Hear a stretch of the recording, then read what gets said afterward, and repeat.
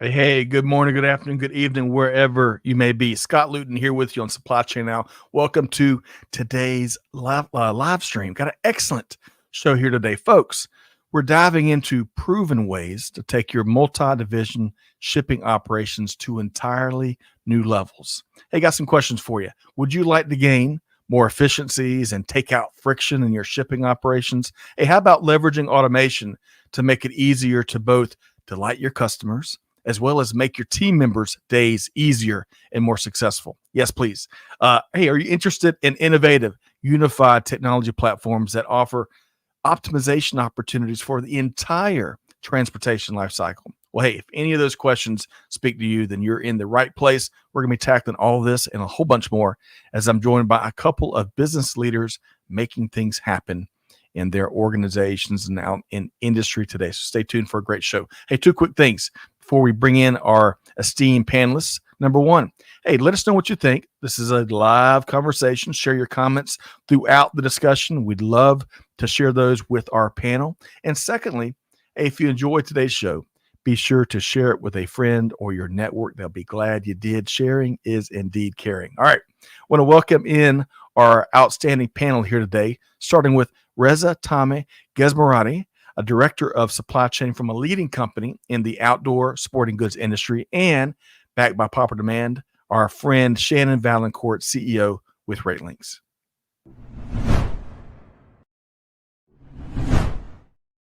Hey, Reza, how you doing? Very well. It's a rainy day here in Central Illinois, but it's still beautiful, right? Hey, we're with you. We got some rain out here in Georgia, and we got more on the way. So, but great to see you here today. And Shannon, welcome back. How you doing? I'm doing good. How about you? Wonderful, man. We're watching our Falcons fight valiantly. We may touch on NFL in a second or two here, but hey, it's better than last year. And that's kind of where I want to start. So before we get into, we got a full show here today. Going to offer up some brilliant nuggets and actual insights with our global audience. But I want to start with a fun warm-up question, because in our pre-show conversation, Reza, we learned that you've been running triathlons and marathons for some 20 years. I believe Yes, it's taking you like 11 different states in your competitions, right? And you've just run your third half Ironman. So tell us about that, if you would. Yeah. So I did Madison 70.3 Ironman event. Phenomenal course. Out of all the courses I've done, Madison is one of the best ones. Right. Shannon's used to live in Madison. He can speak to the beauty of it. But right, you swim in Lake Monoma.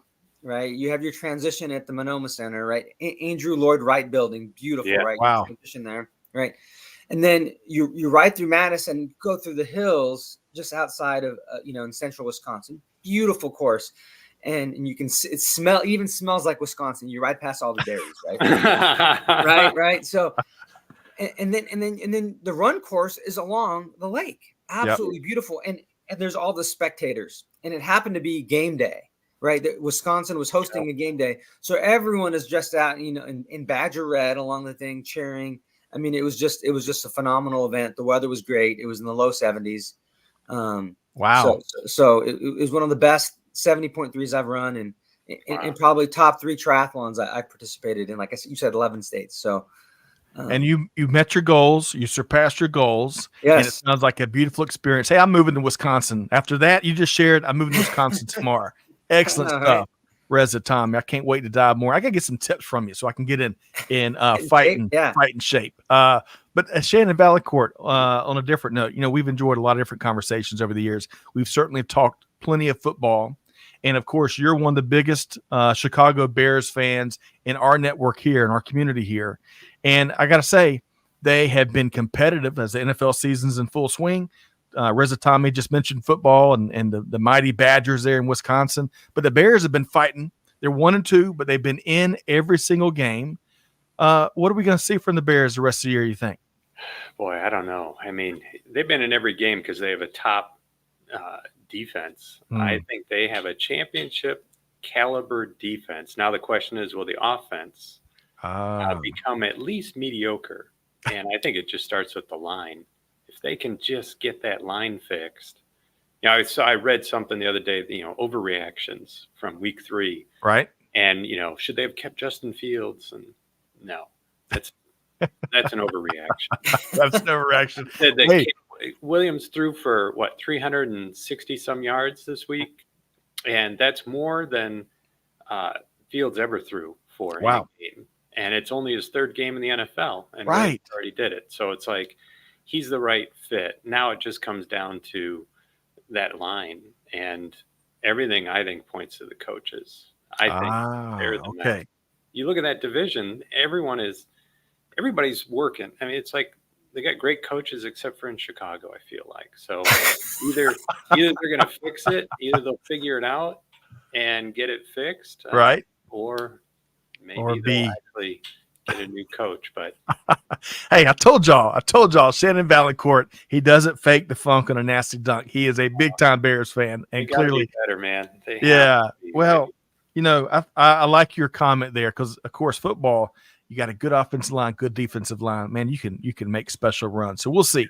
And that Caleb Williams in his third NFL game, just three games in, he looks like to be a special talent. So we shall see. All right. So Shannon and Reza Tommy, I'm looking forward to a great conversation here today. Alejandro from Mexico. What a rock and roll market down there. Welcome in via LinkedIn. Looking forward to your perspectives throughout. We got Kaizen Six Sigma on YouTube. Man, I bet they are constantly optimizing things. Great to see you here. Let us know where you're tuned in from. Y'all keep the comments coming.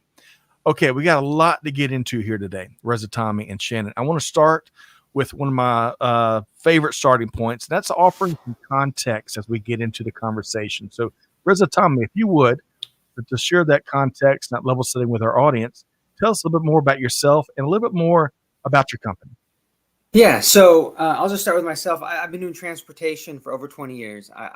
My first transportation job was actually in the 2002 Winter Olympics, dispatching buses as a transportation supervisor, right? So I like to joke, I've done transportation at the Olympic level in Salt Lake City. So that's fabulous. And I'm actually looking forward to maybe they'll let me go back and do transportation in 2036 when the Olympics go back there. That's right. Love it. Right. So I've worked at an ocean carrier company doing customer service, import customer service, export customer service at the steamship line level.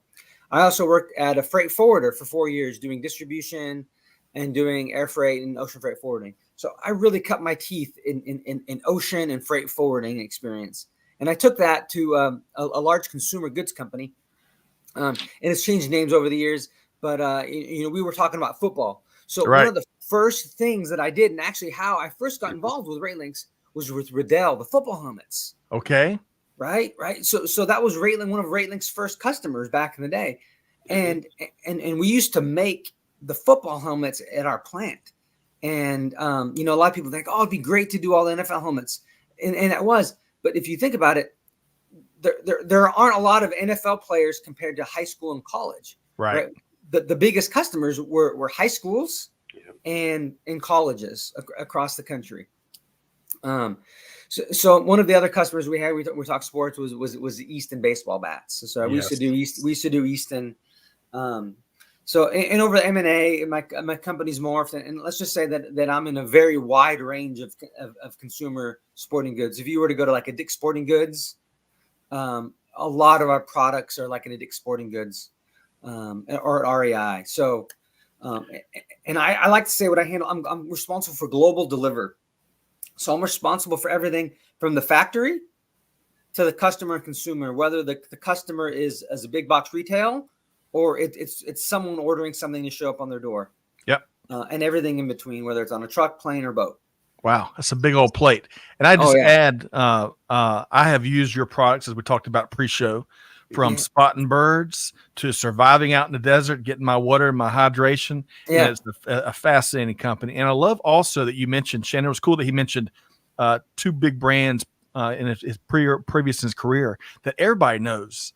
And, Riddell, the helmet company, and, of course, Easton, the bat. I've missed at more baseballs and softballs using Easton bats than any other bat in my background, sure. But so Reza Tommy, thank you for sharing a little more context about your journey and what you're doing now, especially as you're in that global supply chain leadership role.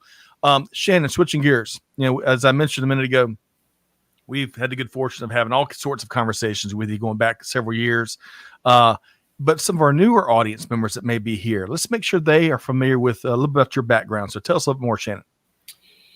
Well, let's see. I've been in the industry for a little over 30 years now. Wow. Yeah, I'm getting a lot older. And started back in the day before you could track packages. Back then, the old thing, how you had to walk uphill. Well, on the shipping side, you ship stuff and you couldn't track it. You just kind of hoped. Hope and a prayer. There is how it used to work back in the day. Also spent some time working on WMS. So I've always been on the implementation side, more technical side of things before I started RateLinx back in 2002. And that's where I met Reza. We had Riddell, was one of the early customers in Elyria, Ohio. So I do have a Riddell helmet at home with the Bears. Okay. Sitting up on my shelf. And we sit there and we have the little mantle that we pray to every Sunday before the game. So hopefully it's going to start working here soon. I bet it's tough to be making a product that big old 300-pound bodies meet each other and they're cracking all the time. So extra quality in those helmets, huh, Reza, Tommy? Yeah, one thing, because I used to work at the plant that would make them. What was interesting is that the off the field helmets had a slightly higher standard than on the field. Interesting. Because if you're spending like $300 on a replica helmet, and for example, you were going to get it signed, like if you were going to get it signed by Jim McMahon and you were going to spend $1,000 on it, you'd really want that to look pristine. Yeah. That's right.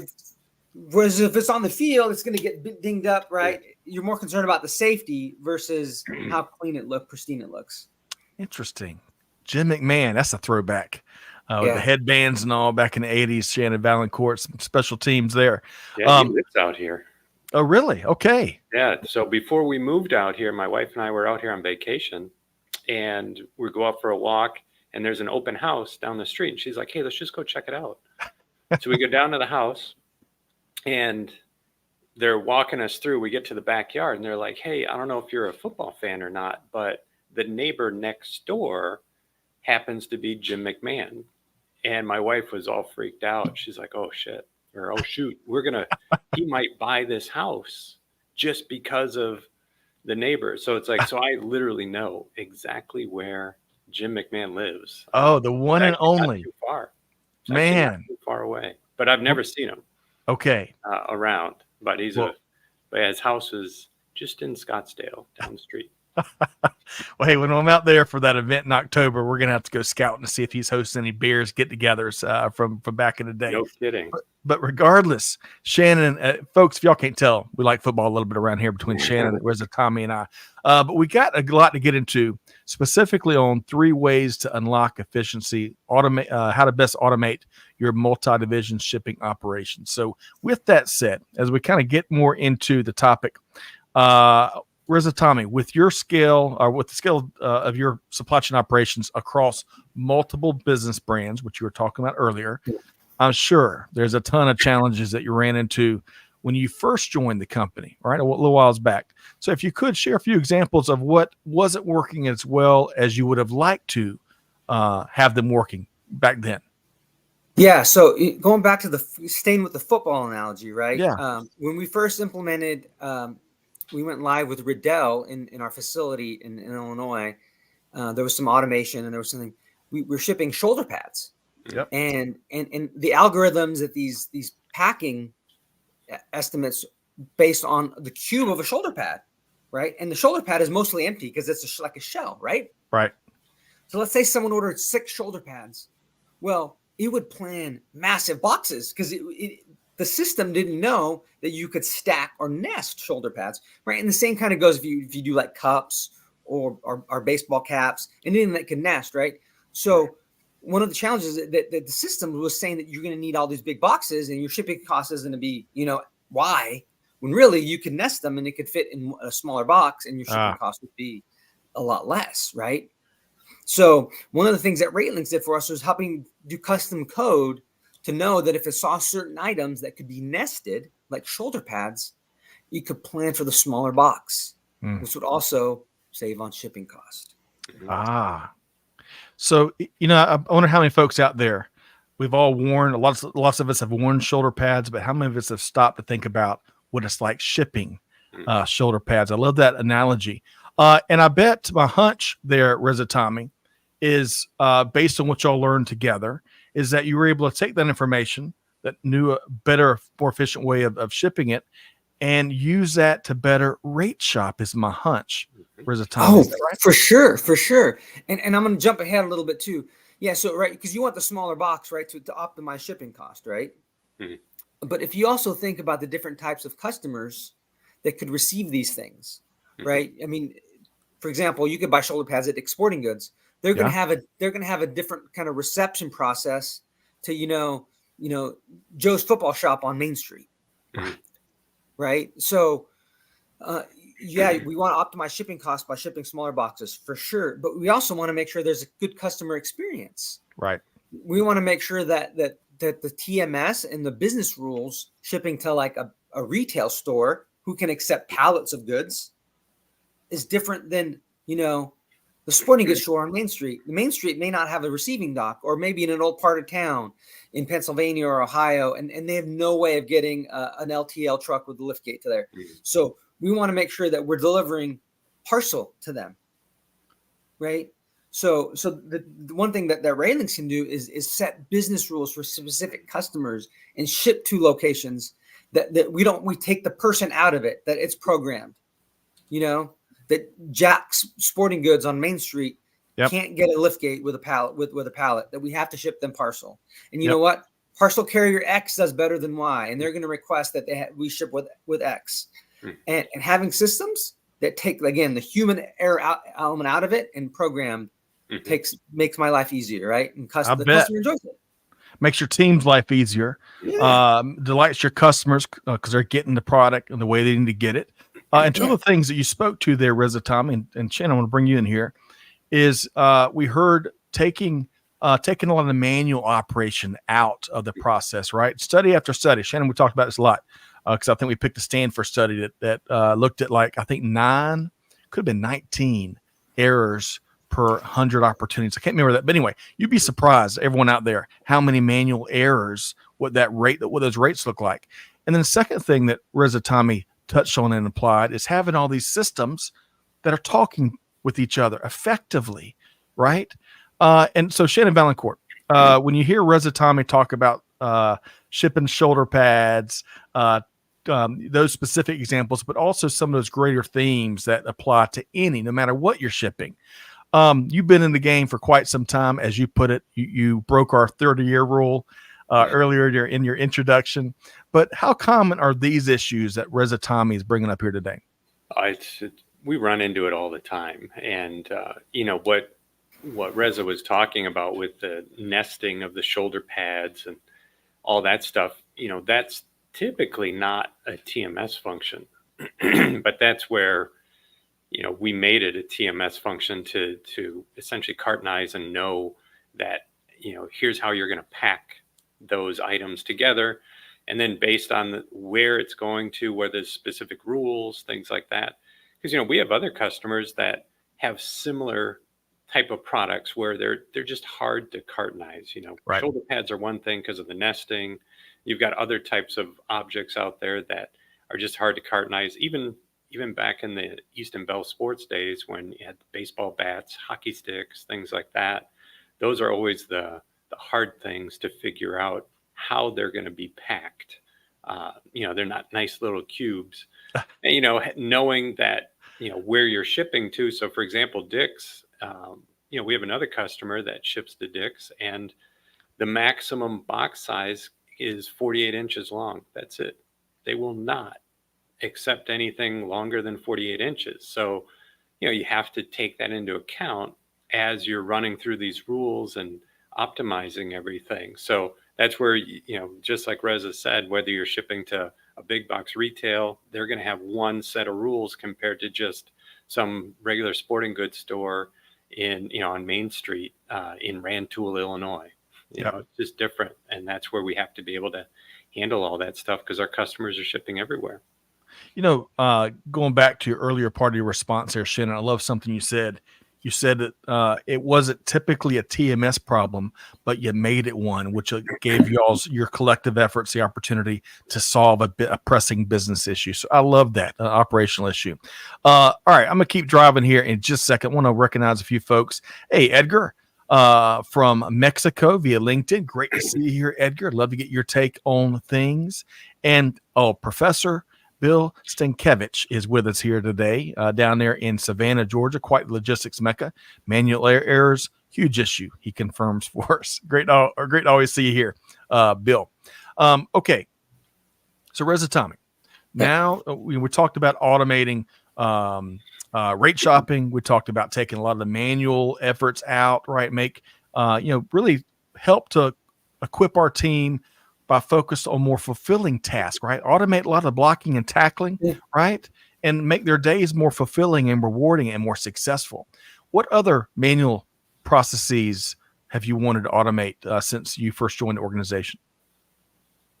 Yeah, so we have lots of, like we were talking about, unique customers, right? From a big box retail to a store on Main Street. We sell, you hear the term omni-channel thrown around a lot, shipping omni-channel, right? Shipping to someone's house, third-party drop shipping, big box retail, small regional chains all have different needs.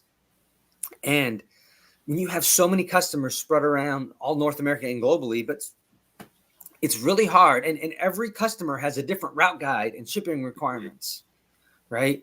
And to be able to program that and have a platform like RateLinx that's robust, that you can either do it by a customer code versus ship to, right? Because you could have a small chain with 8 stores that has a rule and you want to apply it to all 8, but maybe one of them is in a mall and that may be something different. So you do it by ship to. So again, the world is a complex place, and shipping to that is also complex. So again, being able to program all those small, intricate things that customers needs, again, is super helpful. And it still doesn't cover everything, but it covers a lot of it. Yeah, that's right. It's not. There's no magic wand out there, Shannon and Reza Tommy. And if y'all have one, let me know. I'd like to invest in it, and we'll sell it to the world together. But Shannon, he touched on a lot of things there.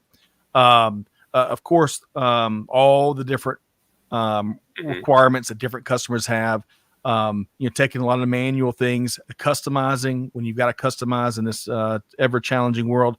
But what he started to imply on there, and what he spoke about in a previous response, was having the TMS and the freight audit and payment all integrated in one app, which keeps all your data in sync when it's as it's connected to other platforms that are involved in day-to-day operations, WMS, ERP, and other things. My hunch is it's a pretty common request to have all of those platforms I mentioned integrated, working in harmony in a perfect symphony out there across the organization. Your thoughts here, Shannon? Well, yeah, I think everyone wants to integrate it. I think the challenge everybody runs into is it's hard to integrate it until you find a platform like ours that actually has it all integrated. There's a lot of connecting that I think occurs out there, but there's not a lot of integrating that we see. And, by, getting it all integrated together, what you're going to be able to do is really unlock a lot of value. So you're going to get the pieces of information that you are missing on that freight invoice side that's going to allow you to make better decisions more long-term. So, if you're going out and trying to make carrier changes or understand why a shipment was done a certain way, without having that TMS data, you're not going to know. You're just going to be looking at a shipment and, question, well, why didn't they ship it a different way? And it's, well, we couldn't because of the rules that you have. The customer said, here's your options to ship to us. So did you follow those rules? Yes or no? And, that way you're not chasing down a potential savings of some kind that you can never get. And I think that's the nice value of having it truly integrated, is you're finally going to see what really went into the decision making of that shipment, and that way there's no more questions around it, and now you can confidently move forward with your decisions that you're making on any carrier choices, rate changes that are happening, things like that. So it's a nice, everyone has it on their wish list, but few platforms actually enable it to bring it to fruition, is what I heard you say there, Shannon. I think the other thing, as you were describing, when you don't have that, you're just kind of searching in the dark. You don't have all the information you need to manage effectively day in and day out. And I think in talking with Reza Tommy earlier, in the previous state, it was manual to connect order to shipping costs to freight invoices, and even verifying contracted rates to invoices to make sure it's all accurate, right? And this provided an outstanding opportunity, if I understand it correctly, Reza Tommy, to automate much of that, right? To manage better, right?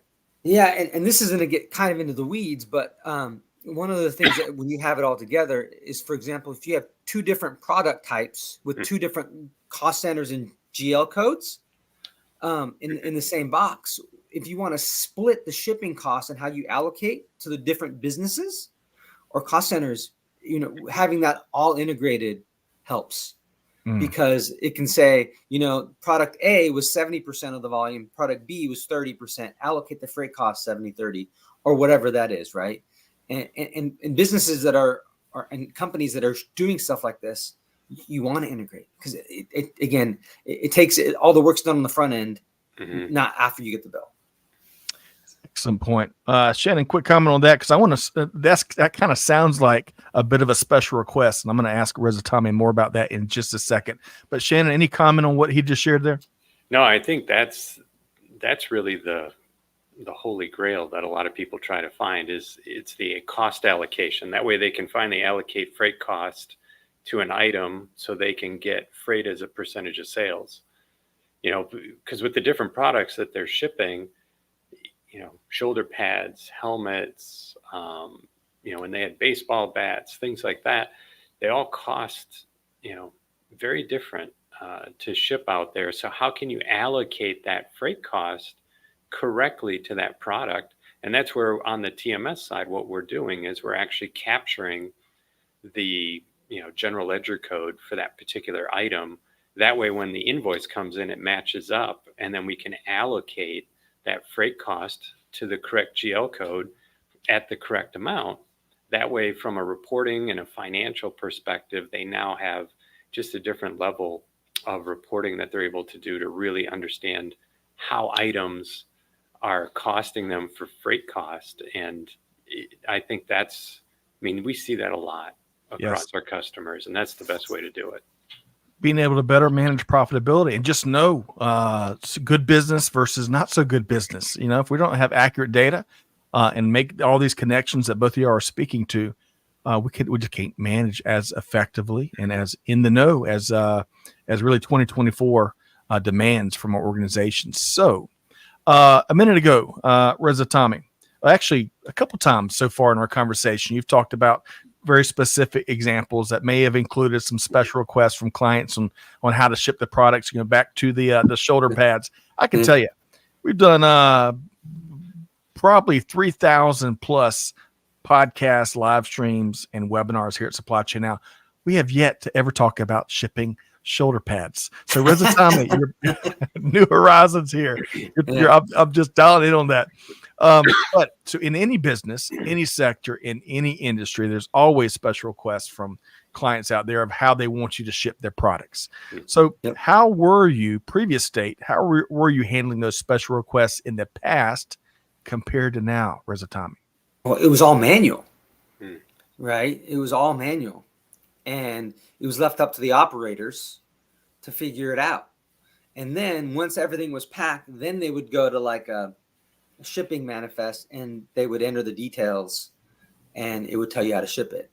Where when you have a tool integrated, one of the big things that RateLinx does is plan based on it. As soon as the order is, before it's even sent to it's the same time, but simultaneously when the order is sent to the warehouse for picking, it's also sent to RateLinx. And they estimate the volume, the number of boxes that it's going to take. So you can estimate and predict the best way to ship it, right? And then it also estimates how many boxes. And if you need to go back and check and audit, the warehouse should have done it in 3 boxes. Well, why did they ship 6? Then you can go to the warehouse and say, hey, right? So it pushes that upstream to help manage and process, right? It lets the system do it instead of and what I'm hearing, and y'all correct me if I'm wrong, Reza, Tommy, and Shannon, but rather than leaning into a culture where we reward the superheroes that put their cape on and make something happen manually, rather than enable that, which adds so much more friction and stress and inconsistency oftentimes to operations, right? To a team that really wants to do the best, and if they've got to do it manually, they're going to do it. But let's let the system and let technology do what they do best, and let the humans focus on higher tasks that don't take their personal time and attention. Shannon Vaillancourt, your quick comment there before I move on to the next question. Yeah, I mean the challenge that we had with Reza and their requirements is, it's a little. Well, it was a little non-traditional in terms of what they were looking at. Most of the time when we put in these rules, it's pure rate shopping, where it's like, if this carrier is a penny cheaper, pick that carrier. And with them, we also had to take into account handling. Yep. So within their warehouse, because of the automation that they have in there with all the conveyors and the way they're set up, they're actually more efficient to handle parcel than they are LTL. So that's where it would favor parcel, even if it was a little bit more expensive because of the handling. They were that much more efficient in terms of the the personnel and how they have to manage the, putting it on a pallet and the time it takes and all that stuff. So our rate shop actually had to take all of that into account as well. So it wasn't quite as cut and dry as just, hey, it's going to Dick's Sporting Goods. Here's the list of carriers that you could use. Just pick the least costly one. We also had to take into account package counts. And, once it hits a certain number of packages, it's like, well, that's much more efficient, going LTL, or it's much more efficient going parcel. So we can handle it being a little bit more expensive with a parcel carrier versus LTL, et cetera, et cetera. So it's like, that was a very, very different type of rules that we had to put in place for them. And, it really helped drive, I think, their processes internally, because their whole warehouse was built from the ground up for this. I mean, they were a customer before they created that warehouse. It used to be very manual picks everywhere. And then all of a sudden they created that state-of-the-art warehouse, and we had to change some rules, and that's what we were able to do for them. So I appreciate you sharing that, Shannon. It begs the question, right? Because you're talking automating business rules, common and unique, that will help make warehousing, shipping, freight auditing processes so much more efficient and accurate, and enable management to manage better. So from our past discussions, though, I know one of the first questions that you always get from shippers is, how long does it take to integrate all of my systems and set up our unique business rules? How long? Tell me how long. Is that the first question you get? And can you speak to that a little bit here? We get more than just how long. It's, can you really do it? But it's, the actual connecting of systems is not that difficult anymore to do. Really what it comes down to is just, layering all the rules and doing all the testing. So, how long always depends on the scope. So that's where we have to understand that first before we can give an answer to that. But it can be done faster than you think, as long as you guys are prepared to do the testing and have the right amount of intensity. It can be done pretty quickly. 6 to 8 weeks is not uncommon. Sometimes it can go to 12 weeks. Again, depending on the complexity of what we're doing, that's going to really dictate how long it takes. I was writing down 6 to 8, Shannon. So we're going to lock that one in. I mean, it's certainly, we've done it plenty of times in that amount of time. And what I always try to tell the customer is, let's, give me all your rules that you can think of. Because that's usually the limiting factor is there's a lot of manual stuff they do that they just do. Nobody remembers. They can't really think of. And we put it in the system. They start their testing. And then that usually jogs their memory on a few more things. And then we'll add it. Because the way that we're built and the way that we deploy everything is it always comes down to an iterative process. We're going to start with what you give us. It's better than what you had. And then we're going to continually iterate and make those additions to it because business changes too. You're going to have a rule that comes up in 3 months, 6 months, a year that didn't exist when we implemented. So It's not just about that first implementation. We have to make sure that they can continually work with this system and evolve as they evolve because they're also going to come up with better ideas. I mean, Reza's come up with changes that we've made because he's come up with better ideas on how to move the freight. And it's like, we have to be able to do that. No doubt. I mean, going back to one of the examples we've used here today, Reza, Tommy, and Shannon, is helmets. Helmets can, in the last few years, they've gone through new regulations at all levels, if I'm not mistaken. Bat sizes. The certifications. Yes, Reza, Tommy. How fast the ball comes off bats have changed, right? Speak more. So at Easton, I'm a quick side tangent because I think people find this interesting. So we had a cannon to launch the baseball at the bat to see how fast the ball came off the bat, right? And there was regulations, right? And every time there was a new regulation change with Little League, and I know this having 3 boys and having to buy new bats, right? Anytime those regulation changes, like Easton sales went up. We were air freight. Yep. We were air freighting all the bats. Because they had to be in the store in time for season, right? And it comes down to player safety, right? At one point, with the composites, they were coming off faster off the bat than they were being launched. Yes. Well, I got to add, as your lifelong mediocre church league softball third baseman and shortstop, I am very appreciative of the slower speeds coming off bats. I had a hard enough time when it's moving 20 miles an hour off the bat. So, but I love that example. I love these universal examples. I think a lot of folks, whether they played sports or their kids play sports, can relate to in thinking about the shipping and just all the supply chain activities behind it. So Reza, Tommy, we've covered a lot of ground here. We talked about more than 3 ways, probably, about how you made your supply chain more efficient.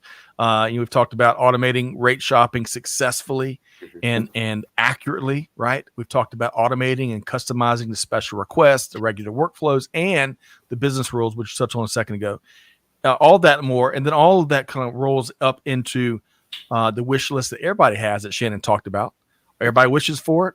Not everybody can deliver, but integrating technologies into a single platform to not just optimize here and there, but optimize the entire transportation life cycle. And, in this case of multi-divisions, right? Like Reza, Tommy, your organization, it's not just like ABC company benefits or this business unit benefits. It's the enterprise. And gosh, the economies of scale there is the gift that keeps on giving for sure. So let's talk about returns. Are there any returns, outcomes, results, anything you can share, Reza, Tommy, on all the work that you've already accomplished? Yeah, and the biggest thing is happier customers, right? And one of the metrics that I like to judge is it's a good thing when our director of customer service and the customer service folks aren't coming to me, right? It's a good thing when the finance folks are not saying, hey, your costs are out of line with expectations, right? So not having those things are the wins, because nothing's going to be perfect. You're always going to have expedited shipping. You're always going to have special requests, and no one really cares about how much things cost if they don't have their stuff. Right. So that's not that costs are important. Costs are really important, but the first thing is to make sure that the customer has their stuff and they have a good positive experience. Yeah. Then you can drill down on the costs, and to Shannon's point, when you have the integrated system with the GL cost center, with the rate shopping results or exceptions, then you can start managing that better. And that's what drives efficiency down the road. I love that. That's one of the common themes we've talked about here. because not only must we enable our teams to do great work in their roles and make that easier for them, but we as managers and leaders have to continuously find new ways of managing and leading more effectively and better, especially as both of y'all point out, the game continues to change, as well as the solutions, the technologies, and new innovative practices also change, enabling a different way to tell folks why we shouldn't always do it the way we've always done it. So if I can, Reza, Tommy, tell me if I'm wrong, but what I heard you say, because we talked about, I'm asking you about outcomes. What I'm hearing you say is since y'all began working, your customers are indeed more delighted. I bet y'all have a delighted index, maybe. Your CFO tends to be a little bit happier, or CFOs maybe in this case.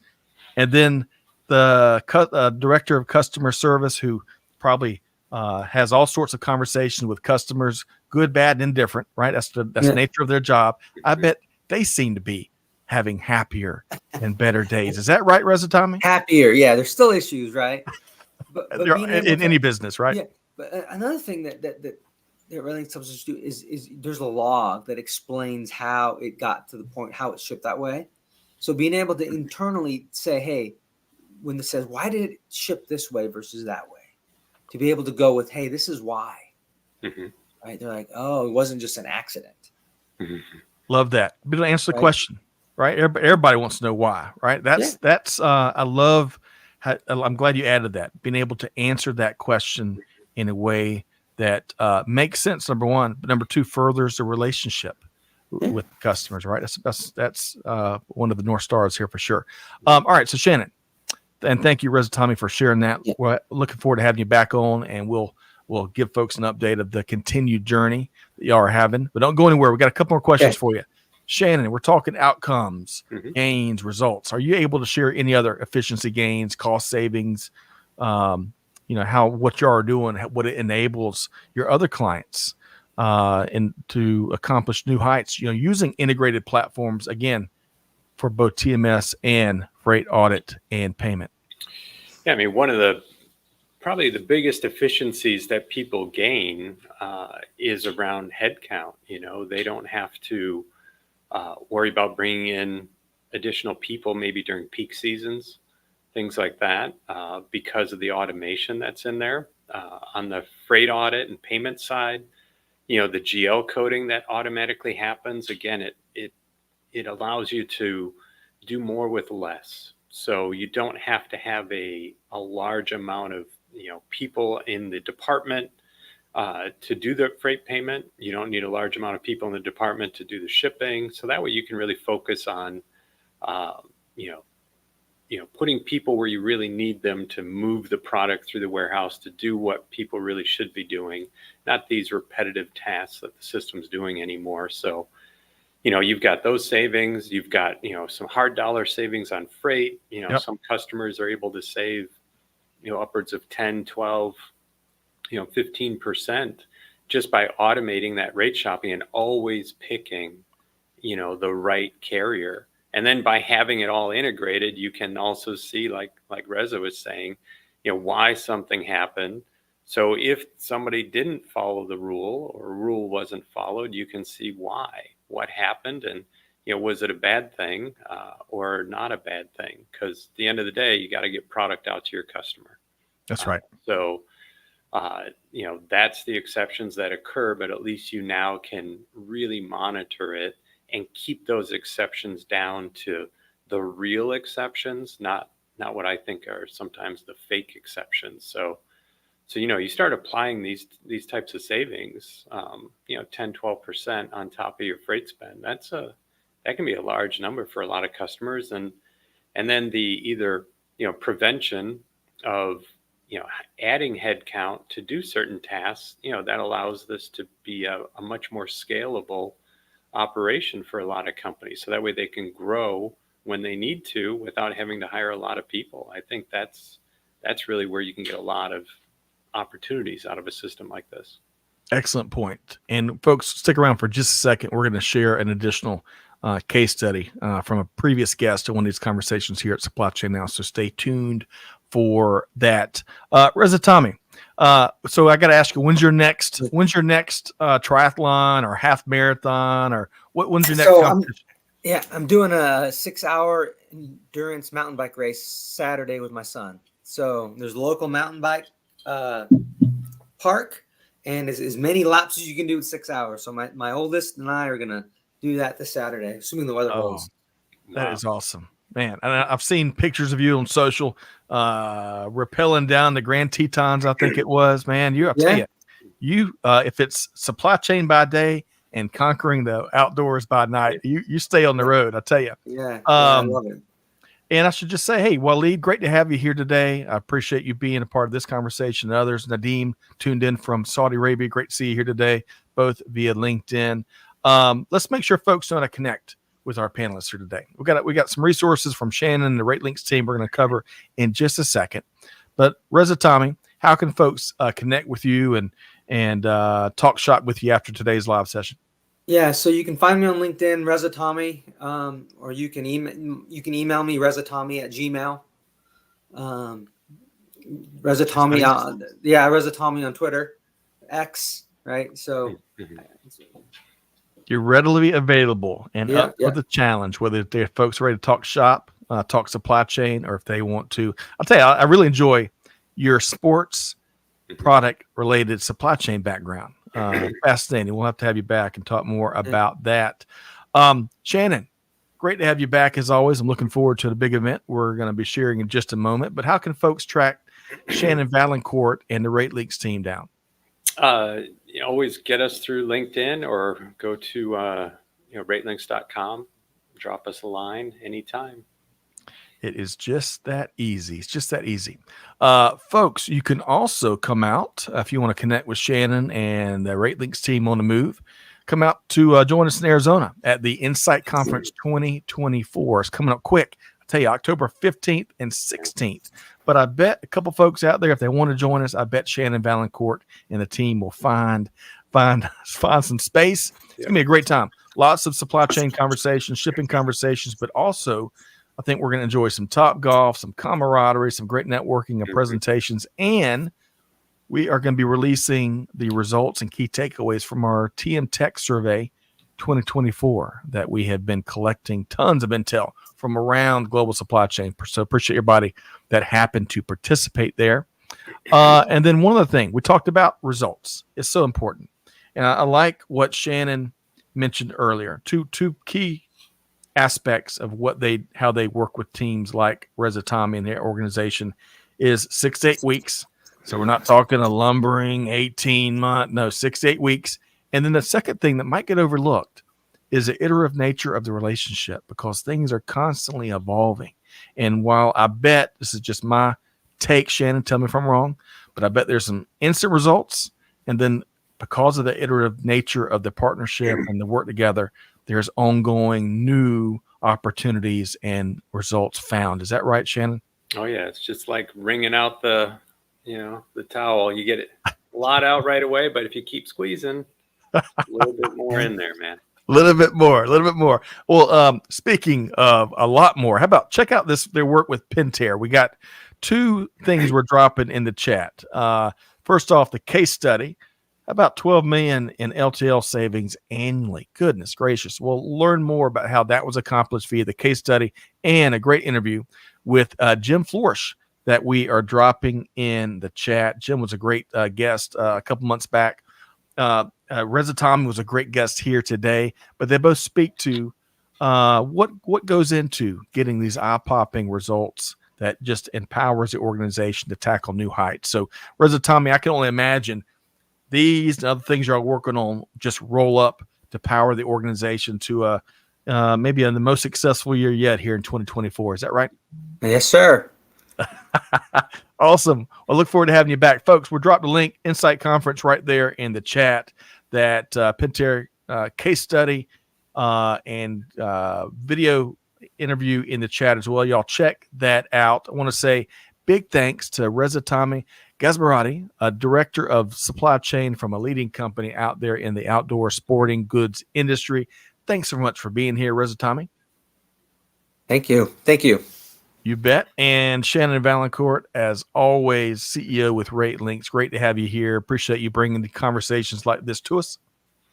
Thank you guys, and thank you, Reza. Good talking with you as always. Yeah. And we'll finish. Hey, speaking of customers, and that's our North Star here. Our listeners all around the globe. Sergio, first time here, he says, truly enriching. Peruvian from Canada. Sergio, I bet you've got a great story to tell. Appreciate you being here. And I do echo what Sergio said. Great conversation. Appreciate y'all both. Hey, thanks for everyone else that showed up here today. I know we couldn't get everybody's comment or question in, but y'all connect with Shannon and Reza Tommy. They welcome that connection post live stream here today. But whatever you do, we presented an incredible supply chain leadership use case here, right? An example of things that are presented with opportunities that are out there waiting for all of us to change how business is done. Our teams are ready for all of us to do just that. So I encourage you to take one thing that Reza Tommy and Shannon shared here today and put it into action. It's all about deeds, not words. Big opportunities are there to be had. And with all of that said, on behalf of the entire team here at Supply Chain Now, hey, be sure to connect with our speakers, check out those resources, but most importantly, on behalf of the team, Scott Luton challenging you to do good, give forward, and be the change that's needed. And we'll see you next time right back here at Supply Chain Now. Thanks, everybody.